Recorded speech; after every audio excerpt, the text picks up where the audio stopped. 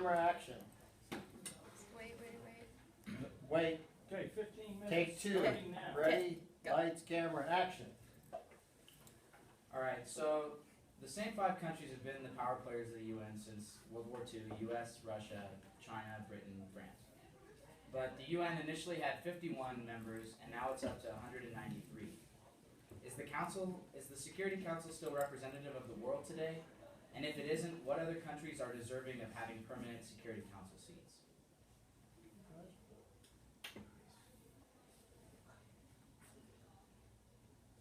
I would say yes, it is still representative of the world, because it's not necessarily trying to be most representative, but the countries that are most able to defend the world, I guess, in terms of what countries are most financially capable to respond to emergencies that our world may have.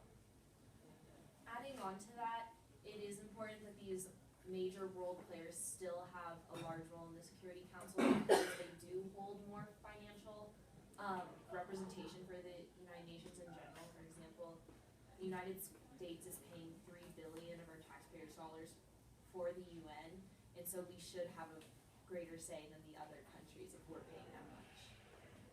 The concern is if we were to add more players to this UN Security Council essentially, and this giving them the veto power, suddenly the argument is that the UN will become even more unproductive than it already is, because at the moment we're seeing that the US will veto if Russia wants to do something, and it's become very political, and so that's another argument as to why the top five that are in should stay.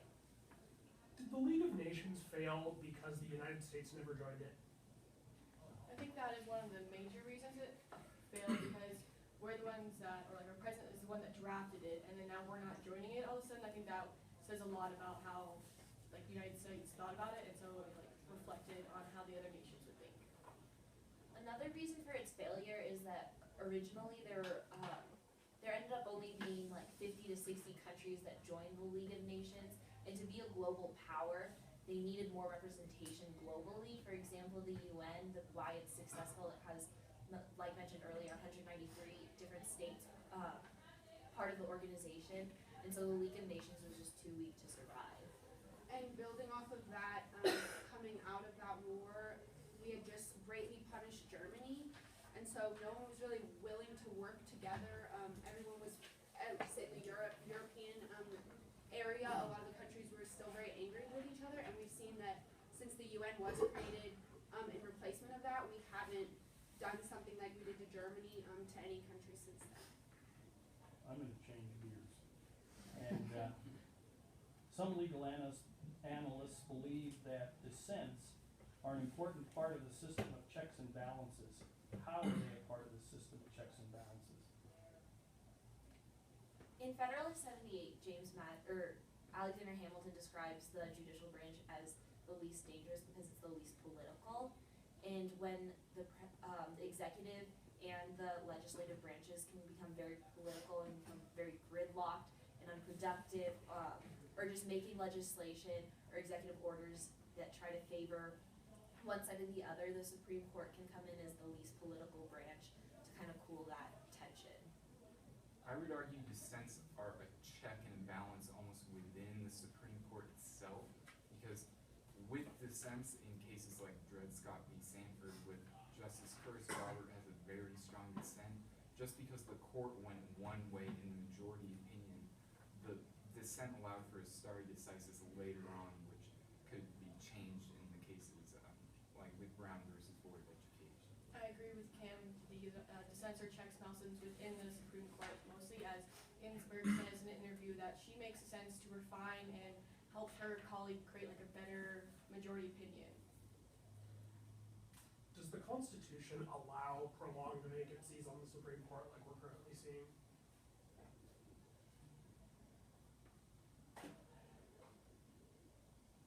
Well, there's no text in the Constitution itself that technically says it can't just keep going indefinitely, but it is kind of a responsibility that is implied that the Senate should go through with the hearing for whatever candidate the II, the Senate has or Congress has the power to check the Supreme Court nominees by the president, and therefore, and that's the extent that, the vacancies goes of who can nominate. And as of right now, what we're gonna see is, kind of this 4-4, on any case, and so eventually, even though the Constitution doesn't explicitly say it, we won't really be able to try any major cases until there's a new justice, appointed, so it is a really large issue, but not specifically addressed in the Constitution. What purpose do concurring opinions serve? What is a concurring opinion? Clarence Thomas is famous for always writing a concurring opinion on something. Essentially, a concurring opinion is just another reason for the decision that was made in the majority opinion. So whichever way the court decided to go on an issue, the concurring opinion just gives another reason as to why they could have gone that way. To add on to that, some early justices, like, well, for example, Justice John Marshall, didn't want his court to write with concurring opinions most of the time, like with cases like Brown versus Board of Education, where the decision had a very strong impact, so he didn't want to create those other roads for future justices to attempt to go down. He just wanted the one decision, and that's how the court was going to speak. Concurring opinions can act like dissents where they block loopholes in the court's clause, just like this, we can look back at past dissents and say, well, at least one justice was thinking the correct thing, or one justice was, thinking that way. We can look back and see that concurring opinions also, have different constitutional applications of why something was reasoned the way it was. Excluding the Civil War, can you think of some other times in our nation's history where our country's been as polarized as it is now? And provide some examples of that.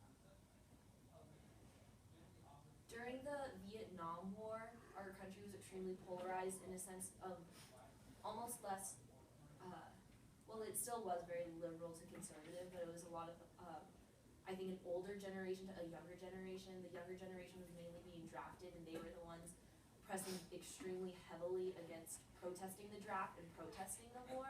And we can see how their public opinion was so strong that it made us end the war eventually. And so I think that was a really polarized, intense time. We also see with the time of the Red Scare, where anyone who was believed to be a communist was sort of put on the outskirts, and the big issue was just to get rid of communism, and this Red Scare really polarized the country as well. I would argue during the ratification debates after the Constitution was written was a very polarized time, just that with different views on politics and how they were going to create a constitution that would last for an indefinite amount of time, there were very different ideas. It was very polarized then as well. Going back to the last question about concurring opinions, are there any contemporary examples of concurring opinions that have furthered justice? There was a concurring opinion that actually used to be the dissent in Poe versus Ullman that uses the 14th Amendment due process clause to reason that birth control is there can be a ban on birth control. Was this case overturned by Griswold? Yes, it was Griswold v. Connecticut. That was, thank you.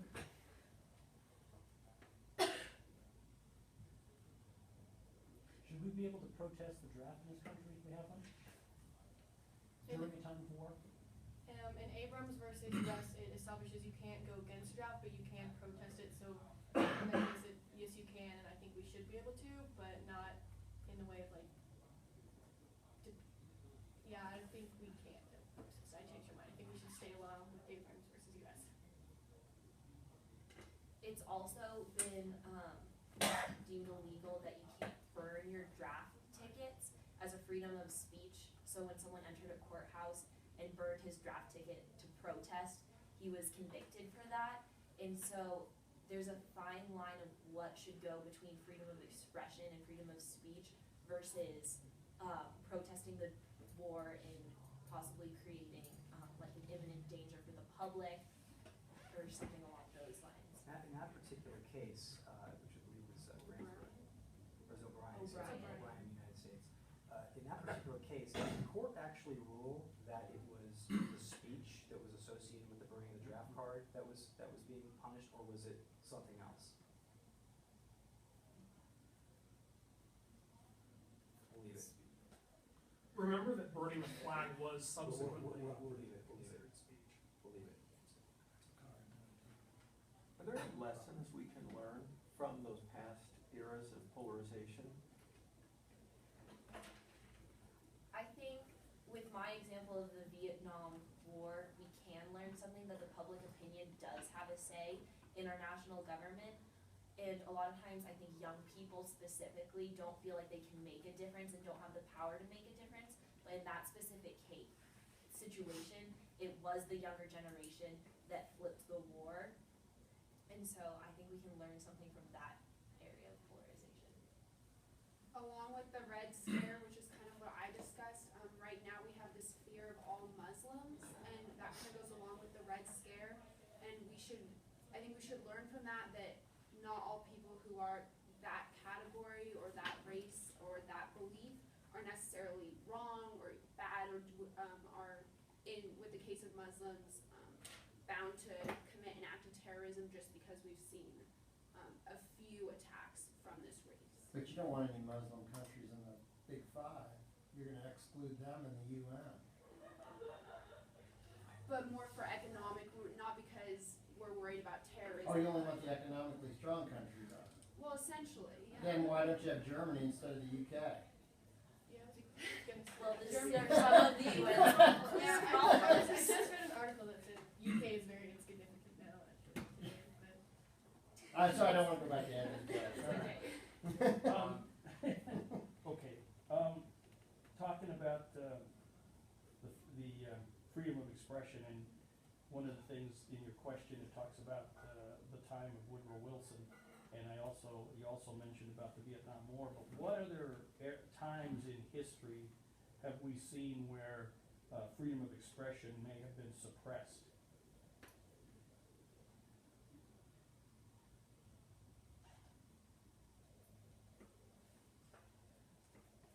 In a recent quote by Donald Trump on Twitter, he suggests that if one burns the American flag, they should lose their citizenship or be imprisoned. This can be seen as suppressing a freedom of expression, although it has not been put into place by any means.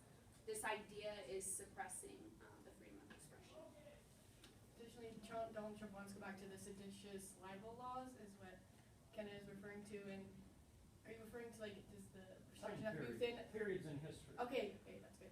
Then in the Stuart and Tudor time in England, Britain, they had seditious libel, where they were restricting a lot of speech, and so that's why one of the major reasons we don't like restricting speech is because we're afraid of a similar time period. During President John Adams' presidency, in his Alien Sedition Acts preventing people to speak out against him specifically in his government and his administration, that exceedingly restricted speech that was later unconstitutional, but that was like one of the worst times of a president abusing his authority. In question 3, referring to question 3, if Congress is the most representative branch of government, does the Supreme Court represent us at all? They aren't elected, and they hold offices until good behavior. Well, that's true, but the Supreme Court nominees and justices are confirmed by Congress. So I'd say, yes, they still are if Congress is keeping the people's interest in mind when they're not confirming the nominations. Additionally, if these people don't necessarily have to be like demographically representing the United States completely. For example, I could, a Supreme Court justice that's a male, I think could just as well represent a woman in believing that we deserve fair pay, we deserve abortion rights and rights to our own bodies and privacy. And so it doesn't need to be exactly representative. Not necessarily towards demographics, but just our needs and not taking it like a monarchy or anything, taking that. Well, we see that the Supreme Court rules on a lot of popular issues today. For example, we're seeing this rise of gay marriage and homosexuality, essentially. Right, and but so, we didn't vote on that, right? No, but the Supreme Court's job in the Constitution is to uphold the law. Their job is not to be directly the link to the people, but instead to do what's best for us. Yeah, their job is to base their decisions off of the Constitution and the text, not opinion and politics. And that's why we have recusal, because we don't want them to be so political that they're making decisions based on like what everyone else wants instead of what necessarily is right to the Constitution and other laws. In what ways It's is, about time, Oh, it's about time. time. okay. Yeah. Sam doesn't want to get in trouble. Well, no, Mr. because Clark I'm looking again. at the clock. I don't want anybody coming in and yelling at me. Should we kick off this? Lauren, the O'Brien case, the reason why the court, said it was okay to, prosecute O'Brien in the case was not because of the message that was conveyed, it's because the draft card is government property. I knew that. Ashley told me that. So it's actually, so there's a difference between speech and action. Destruction of government. So would that not